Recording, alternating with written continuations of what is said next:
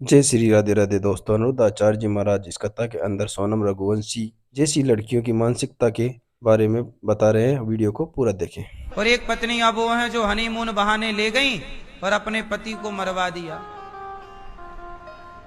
ये केवल ये घटना ऐसी नहीं है कि वो लड़की ने अपने पति को मरवा दिया। ये कथा ये बताती है कि देखो उस आदमी की क्या गलती थी, उस मर्द की क्या गलती थी। उसने तो बेचारे अपनी पत्नी ने जो कहा कि वहां चलना है तो उसने मना नहीं किया, चलो तुम्हें घुमा के। उसने ही प्लान बनाया कि अपने को वहां घूमने चलना है।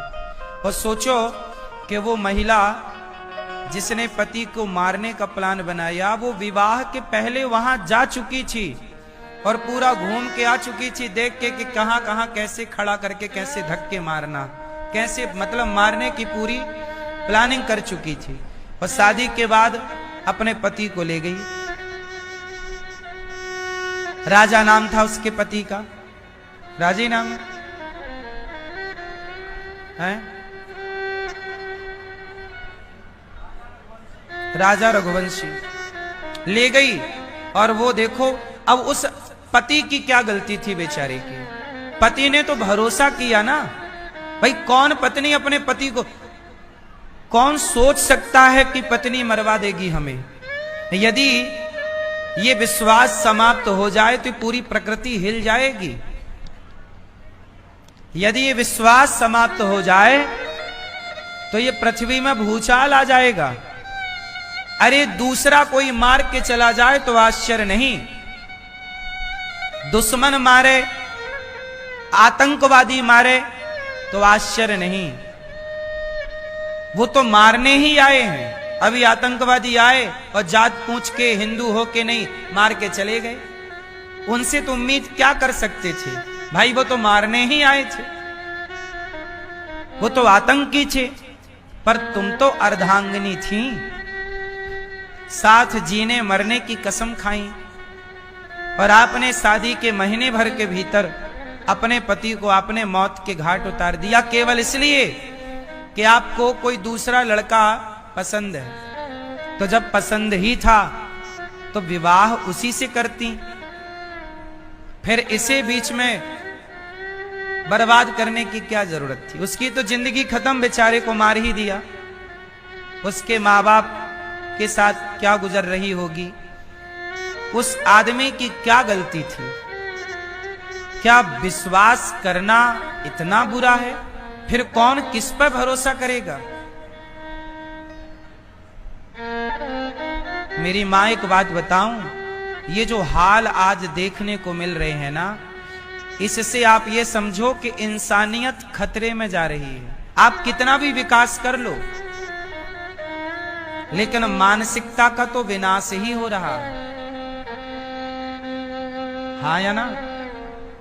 ये मानव जाति का सबसे बड़ा ह्रास है, पतन है। इससे बड़ा पतन इंसान का और क्या हो सकता है। जिस देश की नारियां अनसुईया होती हैं, जिस देश की नारियां सावित्री बनकर यमराज के मुंह से अपना पति वापस ले आती हैं, उस देश की नारियां अपने पति को मरवा डालती हैं। ये सुनने में कितना अजीब है, कितना भयंकर है।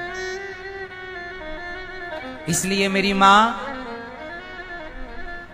आजकल का युग है कि शादी ब्याह करने के पहले अपनी बेटियों को, अपने बेटों को बहुत अच्छे से समझ लो, जान लो, परख लो। लड़की की मां, उस मां को भी नहीं पता था कि मेरी बेटी ऐसी है। कोई थोड़ी जानता है कि कोई कैसा है, व्यक्ति तो भरोसा करता है। इसलिए आप लोग अपने बच्चों को संस्कार दीजिए। यदि आज कोई रक्षा कर सकता है आपकी, आपके बच्चों की और इस देश की, तो रक्षा कौन कर सकता है। पुलिस रक्षा कर पाती तो राजा की रक्षा कर लेती, ना मरता। सेना रक्षा कर पाती तो कर लेती, ना मरता। यदि कोई रक्षा कर सकता है आपके परिवार की और आपके रिश्तों की, तो वो केवल एक है, संस्कार। बेटी को बढ़िया संस्कार दिए जाते तो ये खुरापात जन्म ही क्यों लेता खोपड़ी में? हाँ या ना? भाई सेना तो बॉर्डर की रक्षा के लिए है, पुलिस तो देश की व्यवस्था के लिए है, पर संस्कार घर के भीतर की व्यवस्थाओं में काम करता है। इसलिए आज की जो जनरेशन है, आज के जो बच्चे हैं, वो हरकत ये इसलिए कर रहे हैं क्योंकि संस्कारहीन है। अब बताओ संस्कार क्या है? सबसे बड़ा संस्कार क्या है? चरित्र का संस्कार ही श्रेष्ठ संस्कार है। आजकल की कुछ लड़कियां, कुछ लड़के क्या हो रहे हैं? चरित्रहीन हो रहे हैं। अब चरित्रहीन हो गए। वो लड़की का किसी और लड़के से चक्कर था, अब उसको करनी पड़ी शादी किसी और लड़के से। तो कहावत कहते ना, दिल लगा गदही से तो परी किस काम की। जबकि वो लड़का देखने में कितना सुंदर था जिसको मार दिया, और वो जिसके संग उसका चक्कर था वो कितना घटिया दिख रहा है। ऐसे ही हाल वो ड्रम वाले केस में भी था कि अपने सुंदर पति को मारकर ड्रम में पैक कर दिया और एक घोचू लाल के संग भाग गई। आजकल ये लड़कियों की पसंद क्या हो रही है? इन्हें घोचू ही पसंद आ रहे हैं।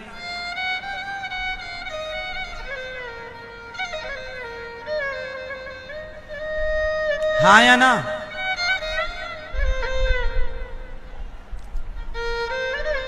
कमी किसकी है बताओ? थोड़ा संस्कार होता चरित्र का कि नहीं, मुझे विवाह के पहले किसी लड़के के साथ नहीं रहना।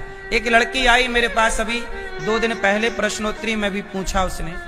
वो लड़की बोली, गुरुजी मैं एक लड़के के साथ रहती थी, उसने बोला मैं शादी करूंगा, तो मैं उसके संग रिलेशन में चली गई और अब वो कह रहा मैं शादी नहीं करूंगा। ये मैं एक सवाल पूछूं, शादी कर लेना बहुत अच्छा है, विवाह कर लेना बहुत अच्छा है, पर विवाह के पहले जो आप रिलेशन बना लेते हैं, शारीरिक शोषण जो आप अपना करा लेते हैं या कर लेते हैं, ये बहुत हानिकारक है, स्त्री के लिए भी और पुरुष के लिए भी। बोलो हाँ। इसलिए कहता हूं कि शादी विवाह के पहले तक तो ब्रह्मचारी ही रहना चाहिए। पहले की यही परंपरा थी।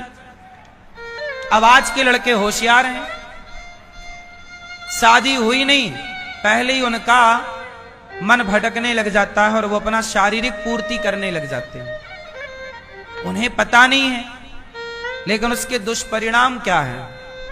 एक दूसरी बहन आई, उसने कहा गुरुजी हमारी बहन है, उसने विवाह किया और विवाह करने के बाद, बहुत ध्यान से सुनना, यह बात आपके काम आएगी भविष्य में। एक लड़की ने विवाह किया, विवाह के कुछ दिनों बाद पता चला कि उसके पति को एड्स की बीमारी है, एड्स है। तो डॉक्टरों को दिखाया, भाई ये कैसे हुआ? तब उस डॉक्टर ने बताया कि इस आदमी का बहुत सारी स्त्रियों से चक्कर था, तो ये एड्स हो गया। अब आज के लड़के लड़कियां जो लिव इन में रह रहे हैं, क्या है ये लिव इन ही एक प्रकार का एड्स है। ये लिव इन अपने आप में क्या है? एड्स है। ये